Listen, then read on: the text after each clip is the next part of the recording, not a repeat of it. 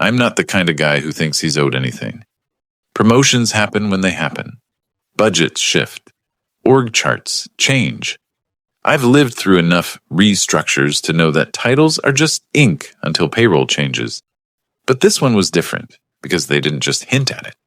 They promised it. Not in hallway chatter. Not in some vague, "we'll see next quarter." I mean in writing. An email from my VP, copied to HR with the subject line, "Promotion plan Q3." I still remember where I was when it hit my inbox. Tuesday morning, coffee in one hand, the other on my trackpad, half awake. I opened it expecting another meeting invite. Instead, I read, "You've exceeded expectations. We're targeting a promotion to director this quarter. Formalities in progress." And for a second, something loosened in my chest that had been tight for years. Because I wasn't 22 anymore, chasing ego. I was 37 with a mortgage, a kid who needed braces soon, and a wife who'd been holding her breath every time I said, "It'll be fine." Director meant stability. It meant I wasn't one missed quarter away from becoming redundant. It meant I could stop living like a guest in my own life. The timing also made sense. For the last 18 months, I'd been running what they politely called client operations, but what was really the revenue spine of our region. If a contract renewed, it went through my systems. If a client churned, my team got blamed.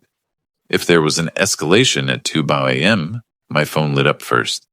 We had this one account, our crown jewel, an enterprise renewal that everyone in leadership loved to brag about like it was their own idea. Hawthorne Medical Group. Internally, it was just HMG, but the number attached to it, that number had weight.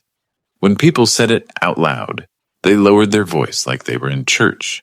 A 3-year renewal, a global rollout, total contract value, $120 million. It wasn't just big, it was protective. As long as HMG was happy, our division looked brilliant. If HMG walked, heads would roll. The board would ask questions no one could charm their way out of. And the uncomfortable truth was, HMG didn't trust our company. They trusted me. I had inherited the mess 2 years earlier after the last director flamed out.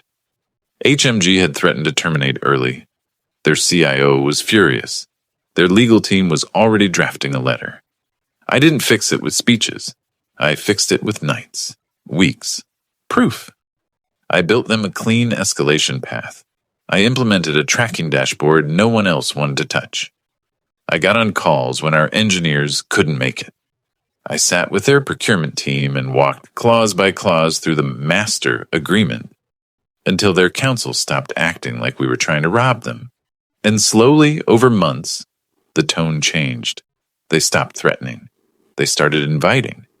Then one day, their VP of procurement said something on a call that still sits in my head like a warning bell. "Alex, we can do business with your company as long as you're the one signing off." I should have treated that like power.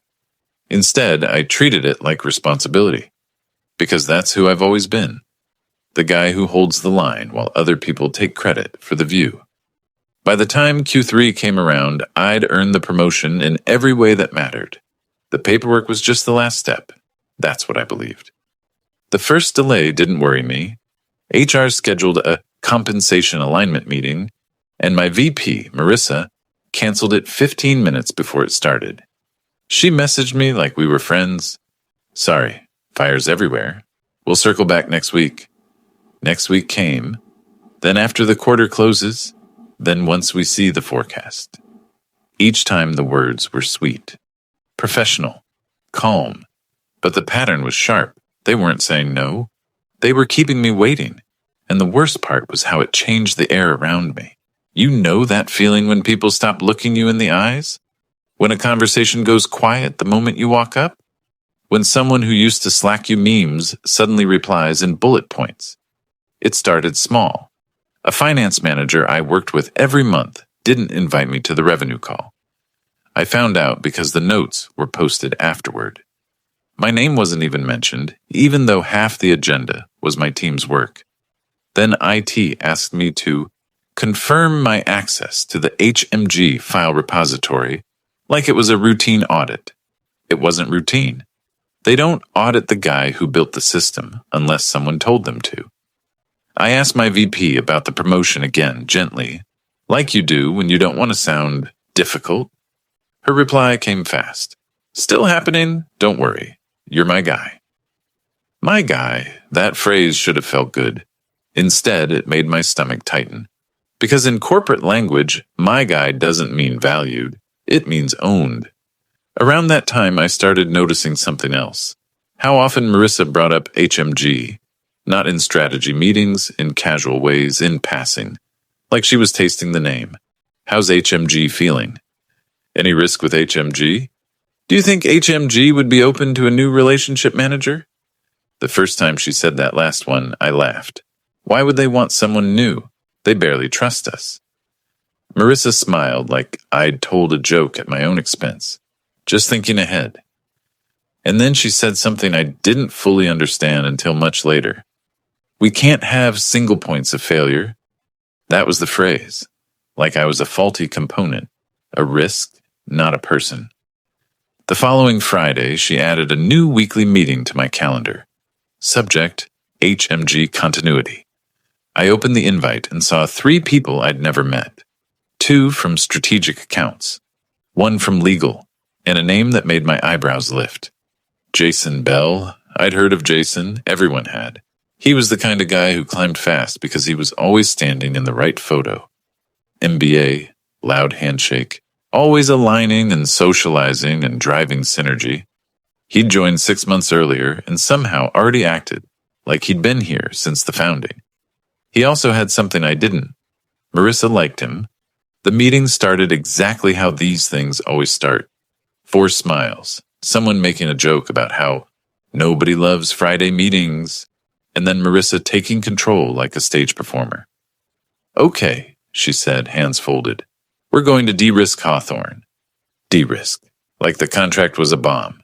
She clicked to the next slide. It had 3 bullet points. Relationship redundancy, documentation audit, transition planning. I felt heat creep up my neck. Transition planning? I repeated. Marissa smiled without warmth. Not to transition away from you, just making sure we're protected. Jason leaned forward, eager. We want to bottle what you do, Alex. Make it repeatable. Bottle what I do. Like my work was a flavor they could mass produce. Then Marissa said the line that changed everything. Starting Monday, Jason will shadow you on all HMG touchpoints. I stared at her. Shadow, not support, not join. Shadow, as in follow you until he can replace you. My mouth opened, but I forced myself to stay calm. I'd learned years ago that the moment you sound emotional, you lose the room. So I asked the only question that mattered. Is this connected to my promotion? Marissa didn't answer right away. And that pause, just 2 seconds, told me more than any words could have. She glanced at HR on the call, then at legal, then back to me. Your promotion is still under review, she said carefully. This is separate. Separate? Sure, because nothing is ever connected until it's too late. I kept my face neutral. I nodded. I even thanked her for thinking ahead. But inside, something shifted. A quiet realization that tasted like metal. They weren't delaying my promotion because budgets were tight. They were delaying it because they didn't want to pay me, until they'd extracted everything in my head. And now they were putting a man in my shadow. Not because they admired me, because they were measuring me for replacement. When the meeting ended, I sat at my desk and stared at my inbox for a long time. My wife texted me, "How was your day?" I didn't answer. Instead, I opened the old email from Marissa, the one with the subject line, Promotion Plan Q3. I reread it slowly, then I saved it as a PDF. Then I forwarded it to my personal email, and then I did something I'd never done before at this company. I started a folder, not for work, for evidence, because I could feel it coming. The moment they'd say, "We're going in a different direction." The moment they'd act shocked when I wasn't grateful. The moment they'd treat my years like a temporary inconvenience. And I promised myself one thing. If they were going to use me like a tool, they were going to learn what happens when the tool stops working. And I didn't know it yet. But that decision would cost them everything. Monday morning, Jason was already waiting by my desk like a kid assigned to a science fair project. Clean shirt, laptop open, pen in hand. Smile that was just a little too practiced. "Alex," he said like we were old friends. "Really appreciate you taking the time. I've heard a lot about how you run HMG." I kept my tone neutral. It's not complicated. It's consistency. Jason nodded hard like I'd just shared a secret. "Exactly. Process, repeatability. That's what Marissa keeps saying." That sentence landed wrong. Not because of the words, because of what they implied. He wasn't here to learn. He was here to copy. I didn't push back. I didn't complain. I didn't give Marissa a reason to label me not collaborative. Instead, I did what I've always done when I feel cornered. I watched. All day, Jason followed me. On the HMG stand-up call, he introduced himself before I could, like he was establishing ownership. In the follow-up email, he replied, all with action items that were basically a paraphrase of what I'd already said, only written with corporate glitter. By noon, he'd asked to be added to 3 distribution lists that had taken me 2 years to build. I approved them anyway, not because I trusted him, because refusing would have turned me into the problem. But I started making notes, short, factual, time-stamped. 9:12 a.m., Jason asked for access to HMG escalation channel. 11:47 a.m., Jason replied to client before I reviewed draft. 1:05 p.m., Jason asked legal about ownership structure of account. That last one made my jaw tighten. Ownership structure? HMG wasn't a cute side project. It was a high-risk renewal with clauses that could trigger penalties if we missed implementation dates. We had a living history of decisions, exceptions, handshakes made official by email. If someone took ownership without understanding the context, they could create a liability so big it would need board-level disclosure. So I did something subtle. I stopped spoon-feeding. I stayed professional. But I made Jason earn clarity.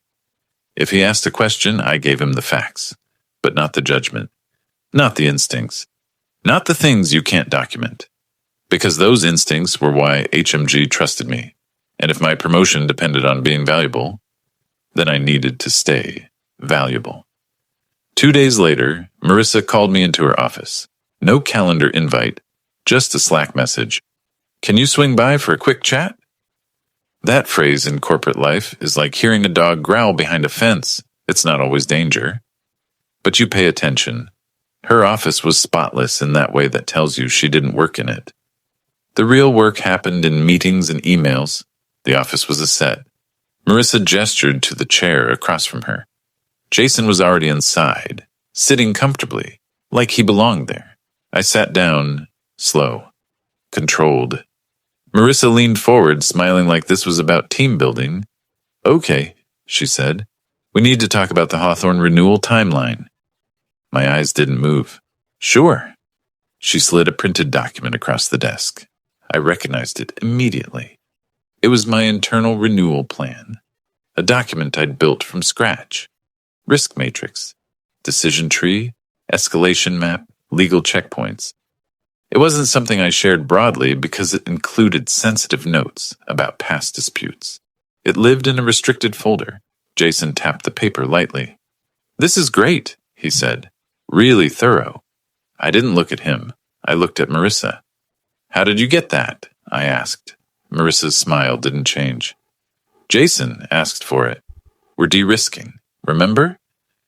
I didn't share it, I said evenly. Marissa's eyes narrowed just a fraction, like she was noticing resistance. "Well," she replied, "it's company property, and it's important that more than one person understands it." Company property, there it was again. Like my brain was an asset on the balance sheet. Jason leaned in, voice soft. "No one's trying to take credit, Alex. We just want to ensure continuity." Continuity. Such a nice word for replacement. Marissa flipped to another page. We also want you to start looping Jason into your client-facing emails. All of them, even quick ones. I hesitated, just long enough to be noticeable. Marissa caught it. What? She asked sweetly. I picked my words carefully. HMG is sensitive. They don't like unknown faces. Introducing someone too quickly could spook them.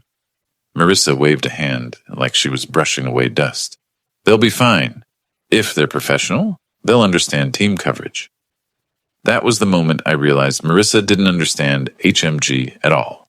Or worse, she didn't care. She cared about optics, about making it look like the account wasn't dependent on one person. And I was that person. When I left her office, Jason caught up with me in the hallway. He walked beside me like we were equals. Hey, he said, lowering his voice. Between you and me? I know this is awkward. I didn't respond. He kept going anyway. I've been in your shoes. They bring in a shadow. It feels like they don't trust you. He paused, waiting for me to agree. I didn't. So he added, but it could also be a good thing. You train me, you look like a leader. That helps your promotion case. I stopped walking. Jason stopped too. I looked at him for the first time since the meeting. His eyes were calm. Too calm. He wasn't worried about my promotion. He was already planning his own. I smiled, polite. Sure.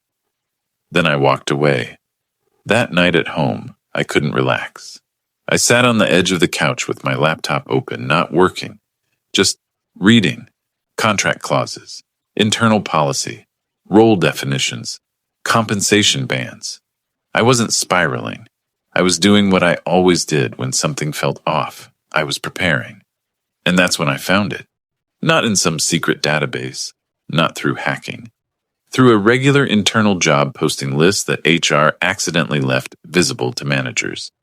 A new requisition, Director, Strategic Accounts, Healthcare.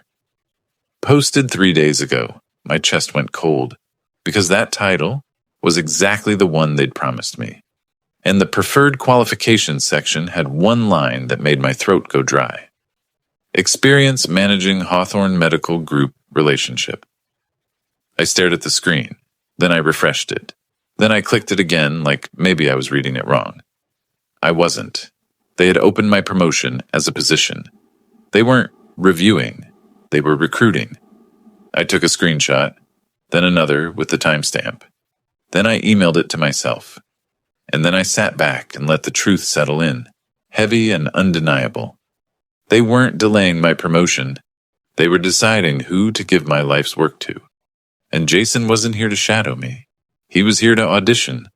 And then, silence. The kind that means something's already gone wrong. I didn't sleep much after I found that posting. Not because I was panicking, because my brain wouldn't stop doing what it always does when something turns hostile. Building a map. I opened that requisition again and again, like staring at it longer would change what it meant. Director, Strategic Accounts, Healthcare. Preferred, Hawthorne Medical Group relationship. They didn't forget my promotion. They repackaged it. And they were using my work as the selling point. The next morning, I walked into the office like nothing had happened. Same nods, same morning, same coffee. I even laughed at one of Jason's jokes in the kitchen so no one could say I was acting off. But inside, I'd drawn a line. I wasn't going to be emotional, I wasn't going to blow up, and I wasn't going to do anything that could be framed as sabotage. I was going to be precise. Jason met me at my desk with that eager, almost cheerful energy. Hey, quick one, he said.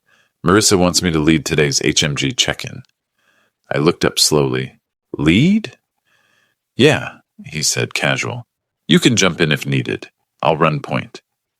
I held my face neutral, but something in my stomach dropped. Because running point wasn't a training exercise, it was a public claim. And if I let him do it without context, I'd be teaching HMG that I was optional. So I nodded once. Oh, fine. But we stick to the agenda. No surprises. Jason grinned. Totally. The call started at 10:01 a.m. sharp. HMG's people joined, procurement, IT, and their program director, Karen, who always sounded calm even when she was angry. She greeted me by name first, like she always did. "Morning, Alex." Jason jumped in immediately. "Hi, Karen. This is Jason Bell. I'll be stepping in to help manage the relationship going forward." The line went quiet for half a beat. Karen's tone didn't change, but the temperature did. "Going forward?" she repeated. "Is Alex moving off the account?" Jason laughed lightly like it was nothing. "Oh no, he's here. We're just expanding coverage. Best practice." I watched the participant list. Watched who stopped typing, who leaned in, who went still. I'd seen this moment before with other clients. The moment they realize a change is being made around them instead of with them. Karen didn't argue. She just moved on. "Okay," she said. "Then I need clarity on who has decision authority for the renewal amendments, because our council is finalizing language this week." Jason answered too fast. "I'll handle approvals." I felt my jaw tighten. That was not true. Approval authority was tied to role, budget code, and signing matrix. Jason didn't even have access to half the internal systems yet. And if HMG heard "I'll handle it" and assumed it was real, we'd have a contractual mess. So I did what I always do when someone's about to step on a live wire. I stepped in calmly, without drama. "Karen," I said, steady, "for anything legal or commercial, approvals still route through me and our legal counsel. Jason's here for continuity and support, but I'm still accountable." Another small pause. Then Karen said softer, "Thank you." And that single thank you told me everything. She didn't trust the new guy, and she didn't like being surprised. After the call, Jason turned to me with a tight smile. "You kind of undercut me there." I kept my voice level. "You overstepped." He opened his mouth, then closed it. His eyes flicked toward my monitor like he was checking who might be watching. "I'm just trying to help," he said. "Then be accurate," I replied. Jason walked away without answering. Not angry, calculating. And I realized something then that I hadn't fully admitted to myself yet. This wasn't a misunderstanding. This was a takeover with a polite face. That afternoon, an email hit my inbox from Marissa. Subject: HMG coverage. Next steps. Short, sweet, dangerous. She wrote that she wanted Jason copied on all HMG communication, effective immediately. And she wanted me to start transferring institutional knowledge into a shared folder Jason could access. No mention of my promotion. No mention of timeline. Just extraction. I stared at the email for a long moment. Then I did two things. First, I replied professionally, "Understood. I'll begin organizing documentation. For client continuity, I recommend we introduce changes to HMG in a controlled way to avoid relationship risk." Second, I forwarded Marissa's email to that evidence folder I'd started, along with the job posting screenshots, the calendar invites, and Jason's shadowing notes, not to threaten anyone, to protect myself. Because at this point, I wasn't negotiating for a title. I was documenting a pattern. That night, instead of doom-scrolling job boards, I pulled up the actual HMG contract. Not the glossy summary deck. The real agreement, MSA, SO, and the amendment history. I had access because I was the operational owner and escalation contact. I wasn't looking for a loophole. I was looking for reality, and buried in the SOW, under Key Personnel, was a section I'd helped negotiate 2 years earlier when HMG didn't trust us. It listed named roles that couldn't be replaced without client notice and approval, not forever, not legally chained, but formally. One line stood out like a flare. Client Relationship Lead, Alex, last name. Replacement requires written notification to client and reasonable approval, not to be unreasonably withheld. My breath stopped. It wasn't a magic shield. It wasn't a ransom note. It was a standard enterprise clause, common when a client is buying stability, not just software. And it meant one thing. If Marissa tried to quietly swap me out and pretend nothing changed, HMG could object. They could delay signatures. They could demand concessions. They could escalate to our executives. They could make the renewal painful. And Marissa's entire de-risking plan was now the risk. For the first time in weeks, I felt something like calm, not relief, clarity. Because I wasn't trapped in a room with people who controlled everything. I was holding a thread they couldn't cut without making noise. The next morning, I scheduled a meeting with Priya from in-house legal, someone I'd worked with on past amendments. I didn't frame it as conflict. I framed it as due diligence. Quick question, I told her. If we change key personnel on HMG, what's the correct process and what risk does it trigger? Priya didn't hesitate.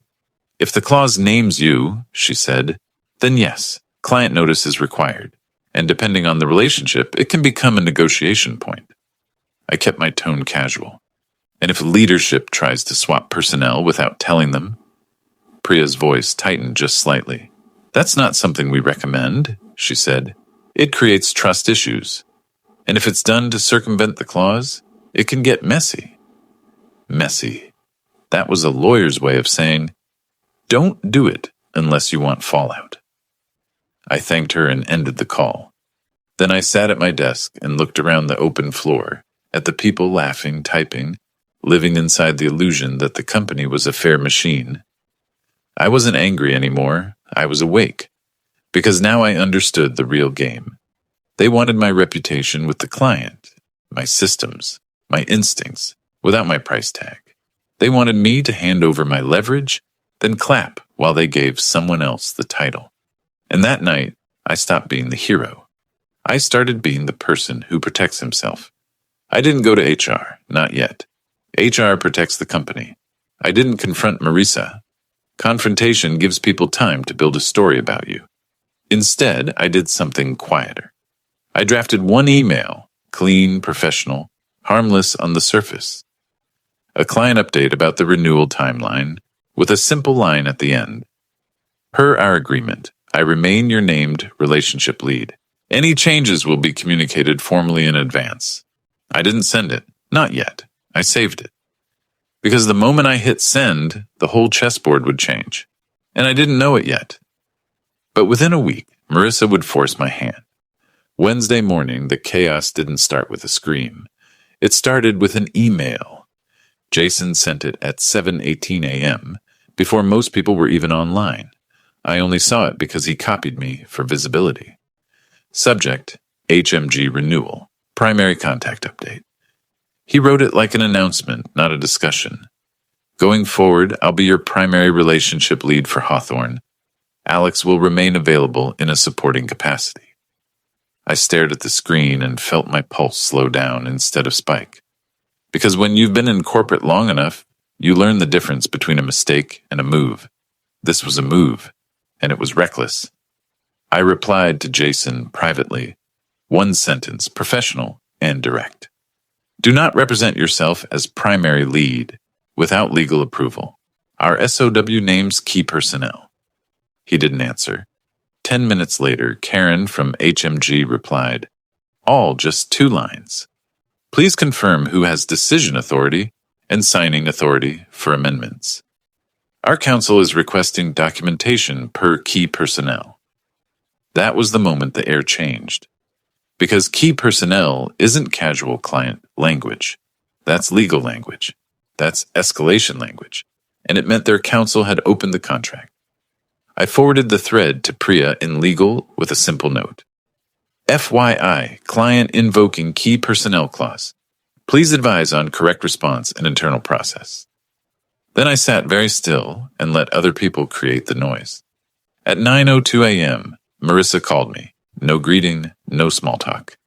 What did you tell them? She snapped. I didn't tell them anything, I said. Jason did. There was a pause. I could hear her breathing through her nose like she was choosing a version of reality she could live in. Okay, she said, calmer. We're going to smooth this out. You'll get on a call with Karen and frame it as a coverage enhancement. Marisa, I said evenly, HMG is asking about contractual authority. This isn't a messaging problem. It's a compliance problem. Her voice sharpened again. Don't lecture me, just fix it. That sentence, just fix it, was what finally snapped something inside me. Not anger, something cleaner, The understanding that she was willing to gamble 120 miles renewal to win a power struggle inside a building. So I did the only thing that keeps you safe in a corporate environment when someone starts swinging facts like weapons. I moved everything into writing. I messaged her, happy to join a client call. To ensure compliance, please confirm in writing. 1. Who is designated relationship lead under the SO. 2. Who has amendment approval authority. And 3. Whether legal has approved any change in key personnel notice to client. She responded 5 minutes later. Stop overcomplicating, get on the call. No answers, no confirmation, just pressure. That was my confirmation. At 10:15 a.m., a meeting invite hit my calendar. HMG escalation, exec attendance. Attendees included Marissa, Jason, Priya from legal, finance, and someone I didn't recognize. Evan Holt, SVP, North America. Evan was the kind of leader you only met when something had already gone wrong. When the call started, Evan didn't waste time. Karen's counsel has paused the amendment draft, he said. They're asking why we attempted to change key personnel without notice. Someone explain. Marissa spoke first, smooth as glass. We didn't change anyone, she said. We expanded coverage. Alex is still on the account. Priya cut in, measured and controlled. The client interprets primary relationship lead language as a change. Their counsel has pointed to the key personnel clause by name. Jason tried to jump in. I only meant... Evan stopped him with one word. No. Then Evan asked the question that mattered. Alex, he said, are you the named relationship lead in the SO? Yes, I said. I can send the section. Send it now, Evan said. I shared my screen, pulled up the clause, read it out loud, short, clean, undeniable. Replacement requires written notification to client and reasonable approval. There was a silence that felt expensive. Marissa tried to recover. This is exactly why we need redundancy. Priya's voice stayed calm, but the edge was there now. Redundancy is fine, she said, but the process is not optional. If we give the client the impression we're bypassing the clause, they can delay signature, demand concessions, or escalate to the board. Evan exhaled slowly. Marissa, he said, why was Jason positioned as primary contact?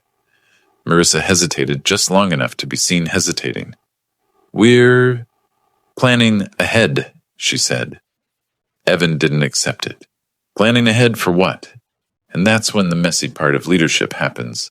The moment where everyone realizes the answer exists, but no one wants to say it on a recorded line. Marissa pivoted instead. Alex has been resistant to cross-training, she said. We've had concerns about single point of failure. Resistant? That word was a trap. Because if I reacted emotionally, I'd look guilty. If I defended myself too hard, I'd look defensive. So I stayed steady. I have not refused cross-training, I said. I have asked legal to confirm the process before we represent a change to the client. And I asked for written clarification of authority before making client-facing statements. Then I added quietly. I was also informed that my promised promotion is still under review, while a director requisition matching my role was posted internally. I have screenshots with timestamps, if needed. Silence again, not the dramatic kind. The corporate kind, where people are calculating consequences. Evan's voice dropped. Jason, he said, did you know about that requisition? Jason sounded smaller than I'd ever heard him. No. Evan didn't respond to that. He didn't need to. He turned to Priya. What's our exposure? Priya answered like someone who'd already seen the fire spread. Client trust is the exposure. If they believe we're trying to swap key personnel quietly, the renewal becomes a negotiation again. Evan said, okay. Then he looked back at me. Alex, can you get Karen on the phone today and stabilize this? And here's the thing. I could have said yes. I could have saved them again, like I always did, while they figured out how to carve me out later. But that would have taught them the same lesson they'd learned from me for years. Push him hard enough, and he'll still carry the load. So I chose something different. I kept my tone respectful. I can join a call, I said, but I need two things in writing first: that I remain the designated lead under the SO, and that no one will represent a personnel change to the client without legal approval. Marissa snapped. Unbelievable! Evan didn't. Evan said, that's reasonable. And for the first time in weeks, I felt a small, sharp relief. Not victory, just reality returning to the room. Evan ended the call with clear instructions. Legal drafts the client communication. No more primary lead language. Jason stops emailing HMG directly without review. Marissa to align internally before making commitments. When the line disconnected, I sat at my desk and stared at my hands. They were steady. That surprised me, because I realized something in that moment. They thought my leverage was the client. It wasn't.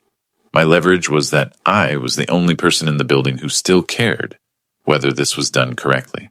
And that's when my inbox pinged again. A new message from Marissa. Subject: performance alignment. 2 sentences.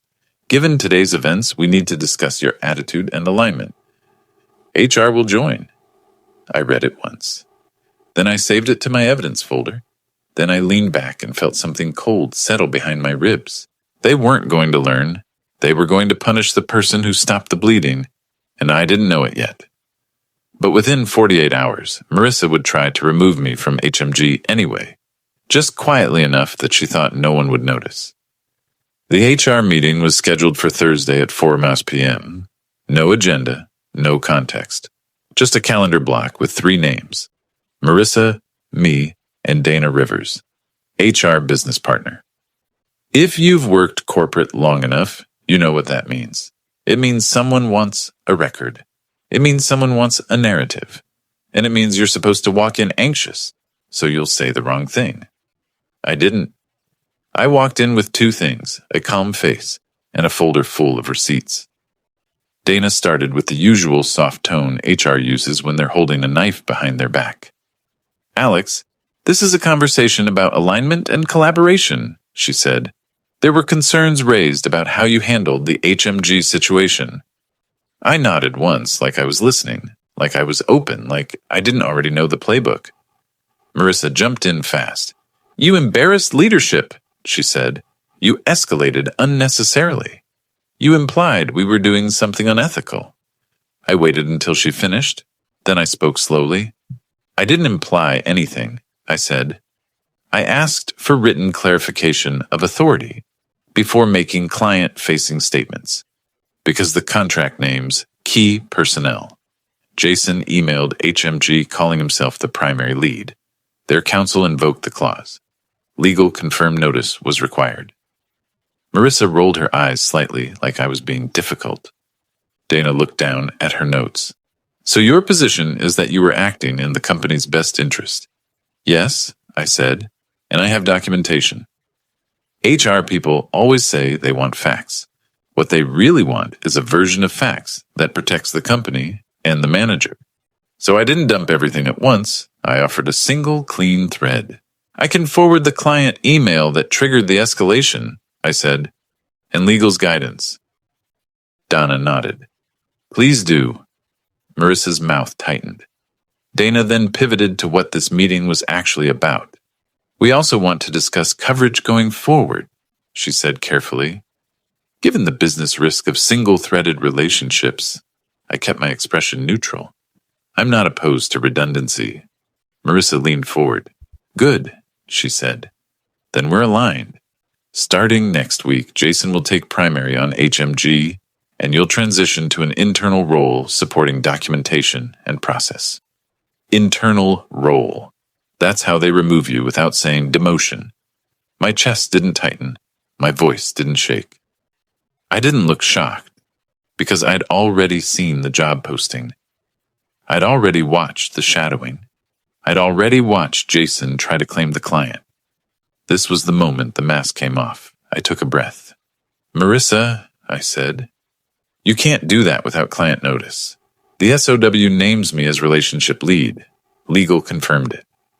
Marissa smiled like a teacher dealing with a stubborn student. We'll handle the messaging, she said. You don't need to worry about it. Dana's eyes flicked up. Just a small movement, but I caught it. She knew this was risky. She was letting it happen anyway. So I did something simple. I asked the question that forces people to either lie in writing or stop talking. Can you put that transition decision in writing? I said, and include legal's approval for the key personnel change. I'll cooperate fully once I have that. Marissa's smile hardened. We don't need to do everything in writing, Alex. Yes, I said gently. You do. There was a pause. Dana cleared her throat. Let's stay constructive. I nodded. Absolutely. Constructive is the reason I'm asking for process. And right then I realized something that hit like a quiet punch. They weren't trying to manage risk. They were trying to manage me. Keep me calm. Keep me silent. Keep me useful until I'm not. Marissa ended the meeting with a forced politeness. Okay, she said. We'll follow up. I stood up, thanked Dana, and left. I didn't argue in the hallway. I didn't slam anything. I didn't give them theater. Because I wasn't planning revenge. I was planning closure. That night, after my kid fell asleep and the house went quiet, I opened my laptop and drafted 3 emails. The first was to Priya in legal. Hi, Priya. HR leadership discussed transitioning me off HMG without written notice. Given key personnel clause, please confirm required steps before any client communication. The second was to Evan, the SVP. Evan, following yesterday's escalation, I want to ensure we stay compliant. Marissa indicated a transition of primary lead to Jason next week. Can you confirm whether this has been approved by legal and whether client notice will be provided per the SO? And the third was the one I'd been holding since part 3, a simple client update to Karen. Not emotional, not dramatic, not accusatory. Just truth, clean and professional. I read it twice. Then I sent it. Karen, quick note to keep things clear. Per our current SOW, I remain the named client relationship lead for Hawthorne. If our company proposes any personnel change, it will come with formal written notice and legal involvement, as required. In the meantime, please continue routing renewal approvals and amendment requests through me and Priya, legal. I hit send and felt my heartbeat once, hard, because that email did something powerful. It removed Marissa's ability to rewrite reality. Now the client had it in writing. Now the contract clause wasn't just a paragraph in a folder. It was activated by expectation. The next morning, my phone rang at 8:06 a.m. It was Marissa. I let it go to voicemail. A minute later, Donna from HR called. I let that go too. Then my email pinged. Karen replied, short, direct. Understood. Thank you for clarifying. Our counsel appreciates the confirmation. Counsel appreciates it. That's the kind of sentence that makes executives sweat. At 9:30 a.m., Evan emailed me. One line, do not make any further client-facing statements without exec alignment. Come to my office at 11. So I went. Evan's office wasn't flashy, it was functional. The kind of place someone sits when they're tired of politics and still responsible for results. He didn't offer coffee. He didn't smile. He went straight to it. Marissa is furious, he said. She says you went around her. I did, I replied, because she was planning to move me off without following the contract. Evan rubbed his forehead like he had a headache. You realize this puts us in a tight spot, he said. Yes, I said, but we were already in a tight spot. She just wanted me to absorb it. Evan stared at me for a long moment. Then he asked the question that told me he finally understood what this was really about. Do you want to stay here? I didn't answer right away. I thought about the last 3 months. The delays, the smiles, the extraction, the job posting, the shadow, the blame. Then I said calmly, I want to be treated like the person you rely on. Or I want to leave without being punished for protecting a $120 renewal. Evan leaned back. Okay, he said. Here's what's going to happen. Marissa is off HMG effective immediately. Jason will not contact the client without legal. You will remain lead through signature, and, separately, we will resolve your promotion. I watched his face as he said it. It wasn't a favor, it was containment. Because the client was watching now, and the company needed the contract more than it needed Marissa's ego. What about retaliation? I asked. Evan's eyes narrowed. If there's retaliation, he said, it becomes my problem. That was the first time anyone in leadership had spoken like a real leader. I walked out of his office feeling something unfamiliar. Not triumph, peace. At 2 p.m., an all-hands note hit the division inbox. Leadership update. Marissa Lane will be transitioning out of the Strategic Accounts org. Interim coverage will be provided by Evan Holt's office. No details, no drama. Just the corporate version of a body being removed from the room. Jason avoided my eyes for the rest of the day. By Friday afternoon, Priya sent the amended client communication, formal notice language, clearly stating that no key personnel change was occurring at this time. HMG's council approved the wording within hours. The renewal moved again. And 2 weeks later, the final signature came through. 120 million locked. The kind of win that gets celebrated on stage. The kind of win leadership tries to claim. But this time, they couldn't. Because Evan called me into his office the next morning and handed me a letter. Not an email. A letter. Promotion to director. Effective immediately. Backdated compensation adjustment. He looked at me and said something simple. You were right to document. You were right to protect the contract. And you were right not to let them erase you. I took the letter in my hands. It felt heavier than paper. Because it wasn't just a title. It was proof that quiet doesn't mean weak, and that walking away doesn't always mean leaving. Sometimes it means refusing to carry people who wouldn't carry you. And the part Marissa never understood was this. I didn't win because I screamed. I won because I stayed calm. Stayed factual. Stayed inside reality. And I made them face it. By the time she realized what she'd done, she wasn't the one holding authority anymore. She was the risk they had to remove.